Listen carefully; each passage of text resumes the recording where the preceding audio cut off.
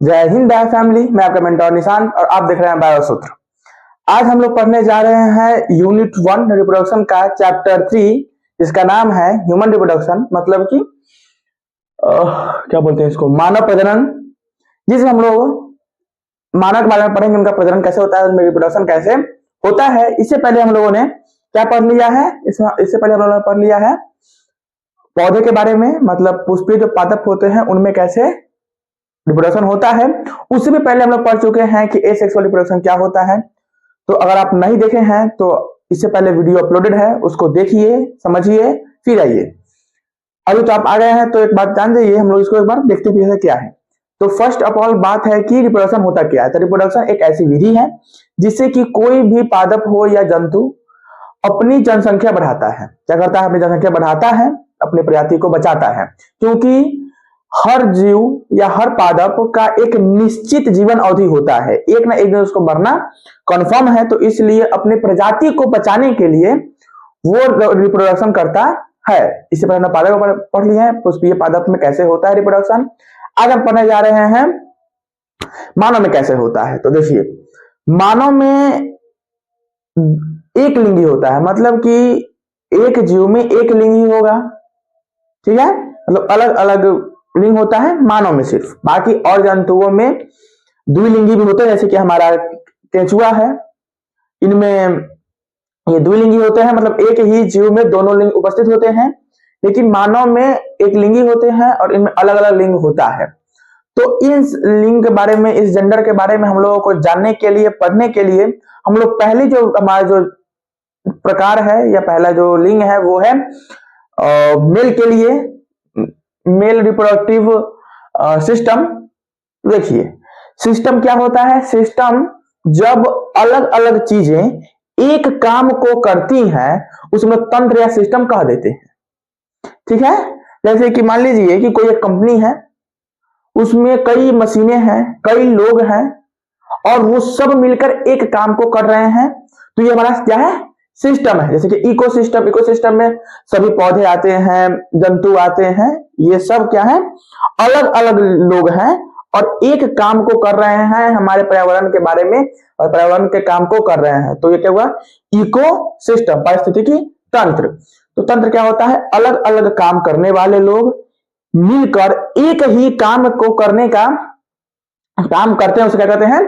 तंत्र कहते हैं। तो इसमें भी जो हमारा रिप्रोडक्टिव सिस्टम है, प्रजनन तंत्र, मतलब कि जो भी हमारा रिप्रोडक्शन होगा, क्या होगा?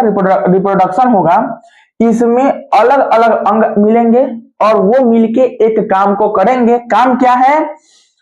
जनसंख्या को बढ़ाना। तो हम जो पहले पढ़ेंगे वो है मेल रिप्रोडक्टिव सिस्टम।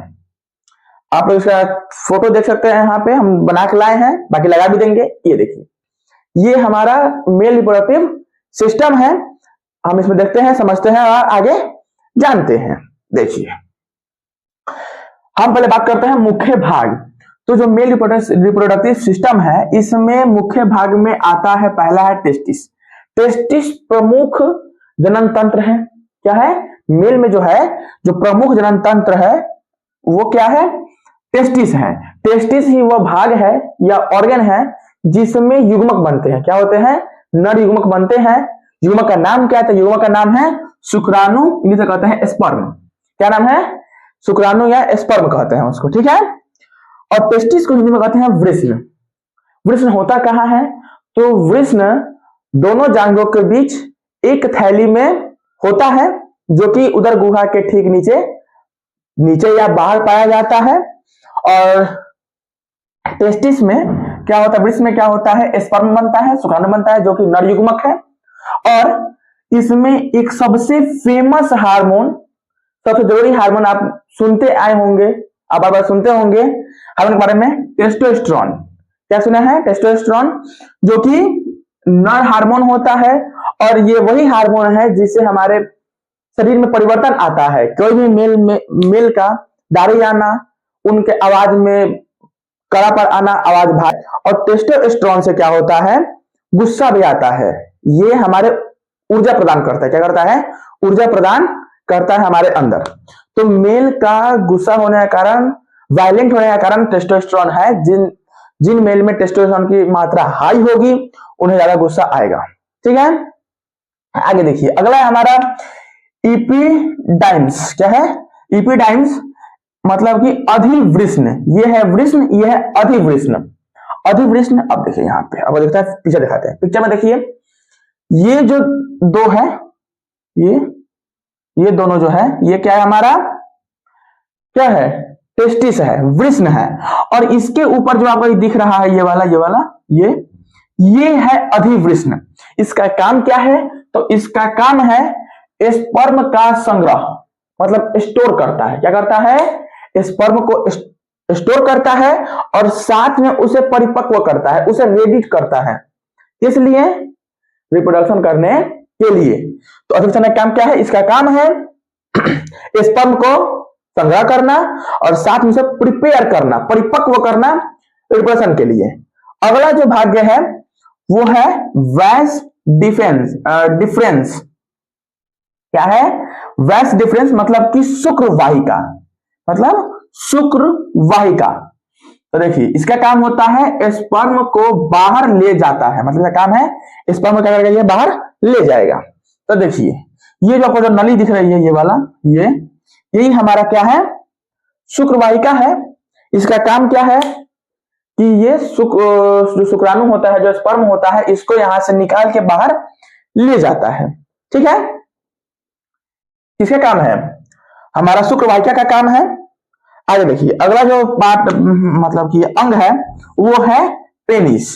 पेनिस का जो पेनिस है, ये रहा पेनिस जो सामने को दिख रहा होगा, ये पेनिस है। हम है स्पर्म को, जो स्पर्म बना है टेस्टिस में, उस स्पर्म को फीमेल बॉडी तक पहुंचाना। क्या काम है? फीमेल बॉडी तक पहुंचाना काम है इसका। बस ट्रांसपोर्ट का काम करता है ये, कि यहाँ पे, अब देखिए ये समझते हैं ये क्या है? हमारा प्रमुख जनन तंत्र है। क्या है? प्रमुख जनन तंत्र है। इसमें बनता है स्पर्म। ये स्पर्म निकल कर बनने के बाद अधिवृषण में इकट्ठा होता है, जहां पे वो संग्रह होता है, इकट्ठा होता है, संरक्षित होता है, और वहीं पे उसमें परिपक्वता आती है, वो रेडी होता है, इसलिए रिप्रोडक्शन करने के लिए। यहां से जब जरूरत होती है, जब इंटरमेसी होती है, उस समय यहां से जो शुक्राणु है, स्पर्म है, बाहर निकलता है। तो जो ये हमारा शुक्र वाहिका है, ये स्पर्म को बाहर निकालता है। ठीक है, और जो ये पेनिस है, ये फीमेल में क्या करता है? फीमेल के बॉडी में किसको पहुंचाता है? स्पर्म को पहुंचाता है। एक और बात पे ध्यान दीजिएगा, यहाँ पे आपको ये जो दिख रहा होगा, ये वाला पार्ट, यहाँ पे होता है प्रोस्टेट ग्लैंड। क्या होता है? प्रोस्टेट ग्लैंड होता है। इसका काम क्या होता है? तो प्रोस्टेट ग्लैंड का काम होता है, जो हमारा जो स्पर्म है, उस स्पर्म में एक ऐसा लिक्विड बनाना, ऐसा लिक्विड बनाना जिसमें कि वो सरवाइव कर सके, जिंदा रह सके। क्योंकि जैसे ही जो स्पर्म है वो बाहर आता है और कांटेक्ट में आता है, तो वो मरना शुरू हो जाता है। ठीक है, तो वो मर ना जाए उसके लिए, या फिर जब वो फीमेल बॉडी में इंटर करता है स्पर्म, तो वहां का जो इन्वायरमेंट होता है, उस वजह से वो मर सकता है।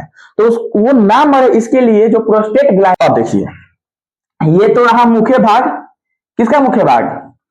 मेल रिप्रोडक्टिव सिस्टम का। ये कुछ अंग है। मेन टेस्टिस है, सेकेंडरी में अधिवृषण है, और थर्ड में शुक्र वाहिका है, और फोर्थ में हमारा पेनिस है। ठीक है, अब हम लोग देखते हैं इधर शुक्राणु बनता कैसे है। देखिए, क्या कहते हैं? स्पर्मेटोजेनेसिस कहते हैं। स्पर्म बनने की प्रक्रिया को स्पर्मेटाजेनेसिस कहते हैं। ठीक है, जिसे कहते हैं हिंदी में शुक्राणु जनन। क्या कहते हैं? शुक्राणु जनन। अब देखिए, ये जो क्रियाएं होती हैं, जो स्पर्मेटाजेनेसिस है, ये एक एज होने के बाद, एक उम्र के बाद ही बनना शुरू होता है। उस उम्र को कहते हैं पवर्टी। क्या कहते हैं?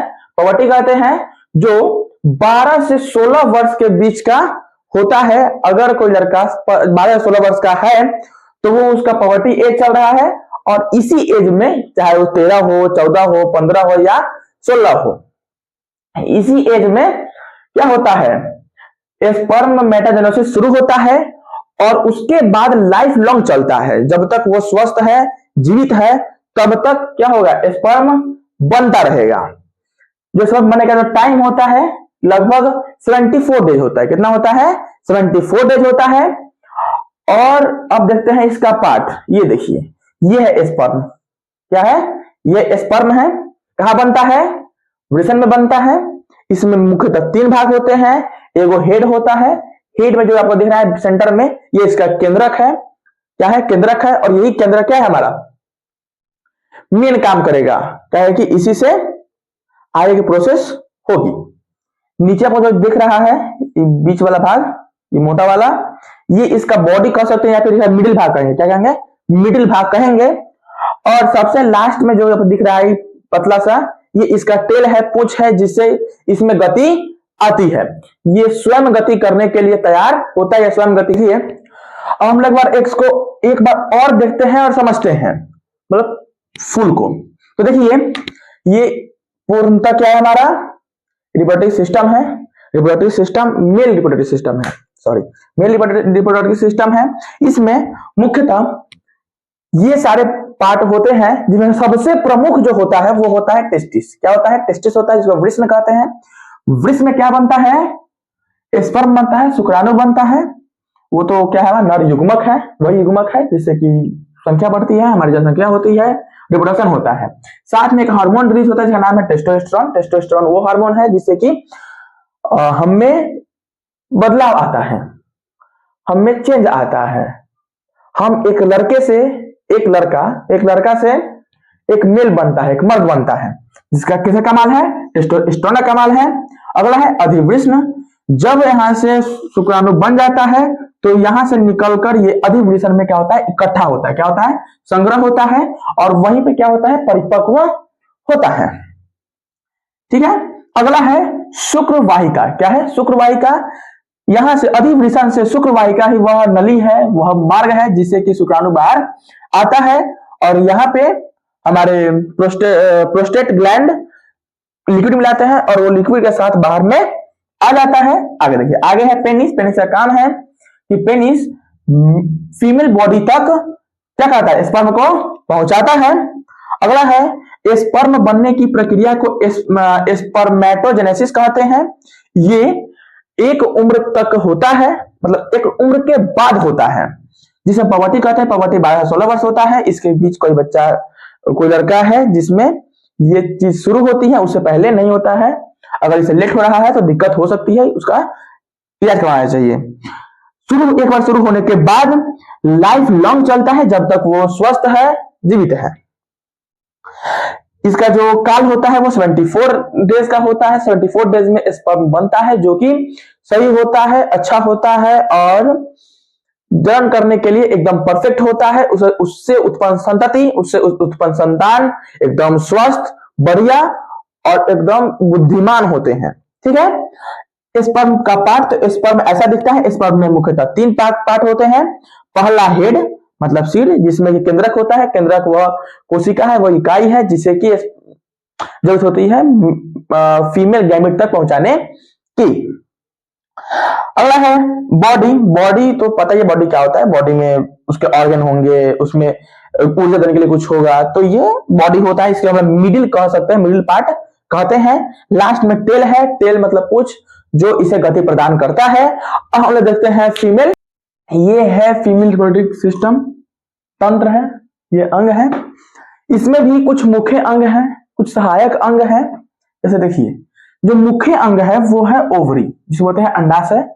तो जानते होंगे ओवरी अंडाशय, हम लोग पादप में पढ़े थे। पादप में भी सेम था ओवरी, बट उसमें स्ट्रक्चर अलग था, इसमें स्ट्रक्चर ऐसा है, अलग है।